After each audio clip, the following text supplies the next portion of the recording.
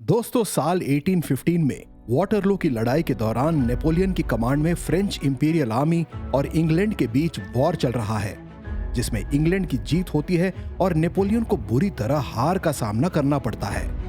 इस वॉर में कई सारे वेपन्स, गन्स, कैनन्स यानी तोपों का इस्तेमाल किया गया और इस लड़ाई में लगभग 25,000 सैनिक मारे गए। वॉर में दोनों ही देशों का बहुत नुकसान हुआ, लेकिन वही दूसरी तरफ कुछ लोग ऐसे भी थे जिनका इस वॉर से बहुत फायदा हुआ, और वो थे रॉथस्चाइल्ड फैमिली के लोग। जी हाँ दोस्तों, दरअसल साल 1800 तक रॉथस्चाइल्ड फैमिली को सबसे अमीर फैमिलीज में गिना जाता था, जो यूरोप के बहुत से देशों को फाइनेंशियल सपोर्ट देती थी। और ऐसे ही इस फैमिली ने वाटरलू की लड़ाई में इंग्लैंड और फ्रांस दोनों ही देशों को हथियार और इक्विपमेंट्स के लिए पैसे की सुविधा मुहैया करवाई। दोस्तों, वाटरलू की लड़ाई के बाद रॉथस्चाइल्ड फैमिली और ज्यादा ताकतवर हो गई।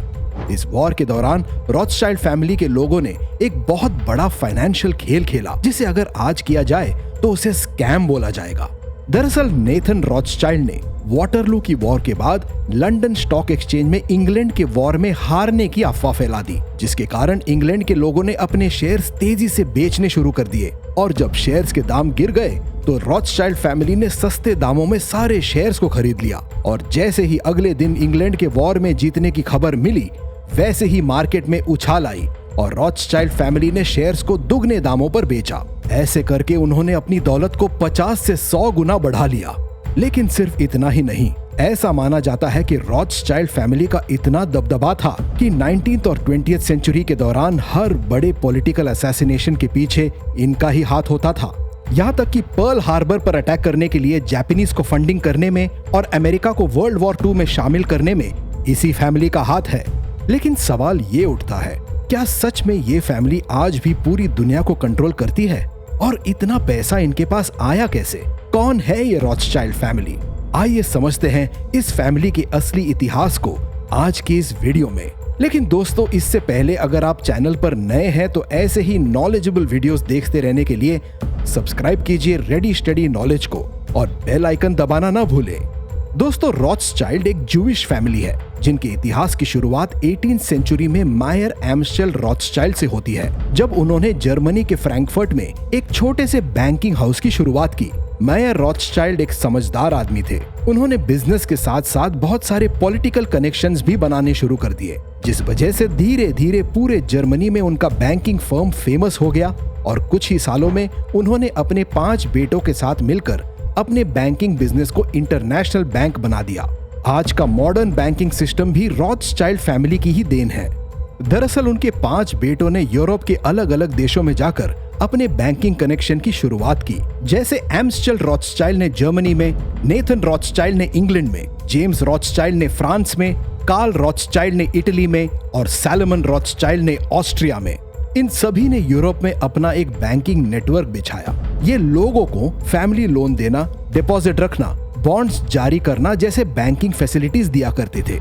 इसके अलावा ये फैमिली अपनी वेल्थ को और बढ़ाने के लिए बैंक का पैसा डायरेक्ट गवर्नमेंट को लोन देती थी, उनके प्रोजेक्ट्स को फंड करती थी, जिसके कारण यूरोपियन गवर्नमेंट भी इन्हें तेजी से आगे बढ़ने में हेल्प करती थी और इन पर स्ट्रिक्ट लॉज भी इम्प्लीमेंट नहीं होते थे। गवर्नमेंट के दिए लोन से ये भारी डेप्ट वसूलते थे और इस तरह से सरकार का फाइनेंशियल सिस्टम रॉथस्चाइल्ड फैमिली के हाथों में होता था, जो उनके ग्लोबल डोमिनेशन का जरिया बना। दोस्तों, साल 1810 तक रॉथस्चाइल्ड फैमिली बहुत ज्यादा ताकतवर हो चुकी थी। यूरोप और अमेरिका के बैंकिंग और फाइनेंस सेक्टर पर उनका कब्जा था और सभी देशों के बड़े बड़े पॉलिटिशियंस, प्रेसिडेंट्स इस फैमिली के साथ खड़े थे। इसके बाद साल 1815 में नेपोलियन और इंग्लैंड के बीच वाटरलू की लड़ाई छिड़ जाती है। ये एक बहुत बड़ी लड़ाई थी जिसमें हथियार, तोप, गन पाउडर सभी का भारी मात्रा में इस्तेमाल हुआ था। आपको ये जानकर हैरानी होगी कि अपनी पावर की वजह से रॉथस्चाइल्ड फैमिली को वॉर के रिजल्ट एक दिन पहले ही मिल गया था, जिसका फायदा उठाते हुए उन्होंने स्टॉक मार्केट का मैनिपुलेशन किया। दरअसल इंग्लैंड में वॉर के रिजल्ट पता चलने से एक दिन पहले ही नेथन रॉथस्चाइल्ड ने लंदन स्टॉक एक्सचेंज में इंग्लैंड के हारने की अफवाह फैला दी, जिसकी वजह से अफरा तफरी में लोगों ने डर के मारे अपने स्टॉक्स बेच दिए और लंदन स्टॉक एक्सचेंज में हिस्ट्री का बिगेस्ट मार्केट ड्रॉप देखने को मिला। वहीं दूसरी तरफ रॉथस्चाइल्ड फैमिली ने सस्ते दामों पर सभी शेयर्स को खरीद लिया और जब अगले दिन लोगों को इंग्लैंड के जीतने की खबर मिली तब मार्केट तेजी से ऊपर चढ़ने लगा और शेयर्स के दाम बढ़ गए, जिसकी वजह से रॉथस्चाइल्ड फैमिली की वेल्थ रातों रात कई गुना बढ़ गई। 19वीं सेंचुरी आते आते रॉथस्चाइल्ड फैमिली सिर्फ बैंकिंग एम्पायर तक ही सीमित नहीं थी, बल्कि और ज्यादा पैसा कमाने के लिए ये लोग अब अलग अलग फील्ड्स जैसे business, energy sector, real estate, mining और मैन्युफैक्चरिंग जैसे फील्ड्स में भी उतर आए थे। रॉथस्चाइल्ड फैमिली के कई सारे डार्क सीक्रेट भी रहे हैं जिनका सच कभी सामने नहीं आया। ऐसा कहा जाता है कि अपनी स्ट्रॉन्ग फाइनेंशियल इमेज की वजह से कई लोग इनके दुश्मन बन गए थे, जिसमें बड़े बड़े पॉलिटिशियंस भी शामिल थे। यहाँ तक कि अमेरिका के प्रेसिडेंट्स को मरवाने के पीछे भी इस फैमिली का हाथ बताया जाता है। ऐसा माना जाता है कि अप्रैल 1865 में हुई अब्राहम लिंकन की हत्या के पीछे यही रॉथस्चाइल्ड फैमिली थी। अमेरिकन प्रेसिडेंट जेम्स गारफील्ड की 1881 में गोली मारकर हुई हत्या में भी यही फैमिली शामिल थी और 1963 को जॉन एफ कैनेडी की मौत के लिए भी इन्हीं फैमिली का नाम सामने आता है। यानी कि अगर कोई भी इस फैमिली के खिलाफ जाता, चाहे वो अमेरिकन प्रेसिडेंट क्यों ना हो, उसकी रहस्यमयी तरीके से मौत हो जाती। लेकिन कभी भी इस फैमिली के खिलाफ कोई सबूत नहीं मिला। दोस्तों 1900 में जब दुनिया बदल रही थी, साइंस और वेपन्स की टेक्नोलॉजी एडवांस हो रही थी, तब फर्स्ट वर्ल्ड वॉर की शुरुआत होती है। ज्यादातर लोगों को लगता है कि फर्स्ट वर्ल्ड वॉर एक पॉलिटिकल वॉर था, लेकिन असल में ये एक फाइनेंशियल गेम भी था जिसे रॉथस्चाइल्ड फैमिली ने इनडायरेक्टली शुरू किया था। दरअसल इस फैमिली ने वॉर में दोनों ही साइड के देशों को वेपन्स के लिए फंडिंग की और बहुत मुनाफा कमाया।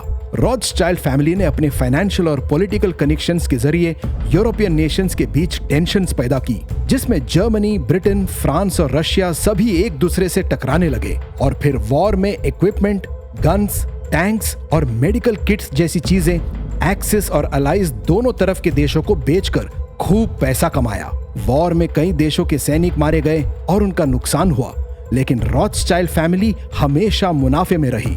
वॉर के बाद कई देशों को इकोनॉमिक क्राइसिस से गुजरना पड़ा।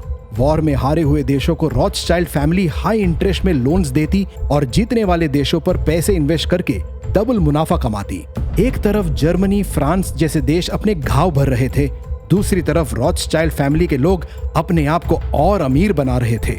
फिर इसके बाद 1939 में वर्ल्ड वॉर 2 शुरू हो जाता है। इस वॉर में रॉथस्चाइल्ड फैमिली डायरेक्ट इन्वॉल्व नहीं थी, लेकिन वे लोग एक्सिस और अलाइज पावर दोनों को वॉर में इक्विपमेंट और वेपन्स के लिए फंडिंग कर रहे थे।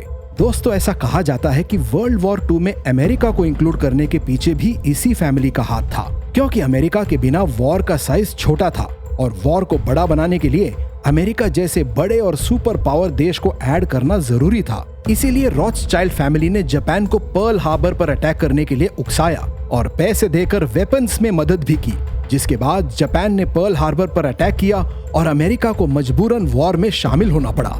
वर्ल्ड वॉर 2 में जहां पूरी दुनिया तबाह हो रही थी, वहीं इस फैमिली का एसेट्स और बैंक बैलेंस बढ़ता ही जा रहा था।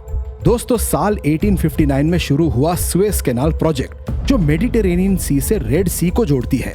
उसमें भी इस फैमिली का बड़े स्केल में इन्वेस्टमेंट था। दरअसल सुएज कैनाल ग्लोबल ट्रेडिंग का सबसे बड़ा सोर्स है, जहां से हर घंटे $400 मिलियन का बिजनेस होता है और रॉथस्चाइल्ड फैमिली आज भी इसके मेजर शेयर होल्डर्स में से एक है।